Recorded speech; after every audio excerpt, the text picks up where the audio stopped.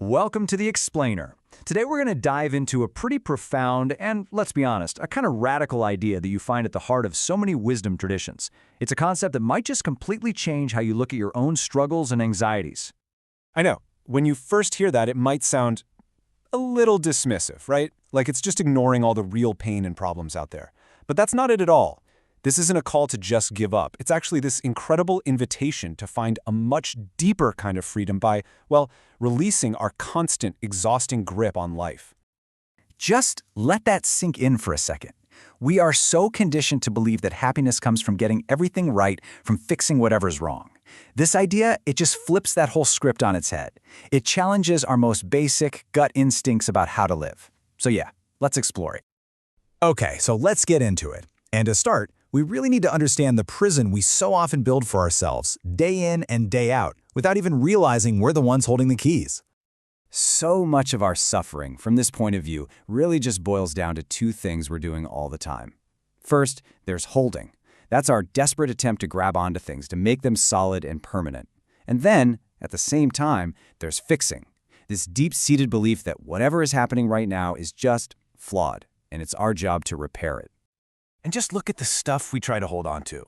We cling to memories, trying to make a past that's already gone feel solid. We hold on to old grievances, polishing them like little stones in our pocket until they feel important. We wrap ourselves up in these identities. I'm a success, I'm a failure, I'm this kind of person, and they become these cages. We're literally trying to hold water in a clenched fist. It's impossible, and it is so exhausting. And while we're doing all that holding, we're also constantly trying to fix everything. We treat our own inner life like it's a buggy piece of software. Sadness? Oh, that's a bug we need to debug. Anxiety? That's a glitch we need to install a patch. We basically pathologize these completely normal human emotions, and we turn ourselves into this endless self-improvement project, always feeling like we're not quite good enough yet. So you see where this is going, right? This relentless cycle of holding and fixing, it doesn't actually make us happier or freer. It does the opposite. It creates this very specific kind of trap, a prison built from our own constant striving. And this, right here, is the absolute core of the problem. All this effort isn't just tiring. It's completely futile. And why is that? Because change, impermanence, it isn't some flaw in reality that we need to conquer. Impermanence is reality. It's how things are. So the tighter we clench our fists, the more it's going to hurt when life inevitably does its thing and pries our fingers open. So if holding on and trying to fix everything is the trap, then what's the alternative? I mean, if we stop trying to fix everything, what are we even supposed to do? Well, this next part offers a really different and kind of beautiful perspective. It's this idea of suchness, or tathata, and what it suggests is that reality, just in its raw form, isn't fundamentally broken. The world is just as it is. It's our resistance, our judgments, our constant inner monologue of this is wrong or this shouldn't be happening that creates this entire secondary layer of suffering right on top of the actual experience. I absolutely love this quote from the poet Rumi. Our inner fixer wants to just rip that bandage off right away, pretend the wound was never there, and move on. But in doing that, we might be denying the light of awareness, of learning, of compassion, the very place it needs to get in.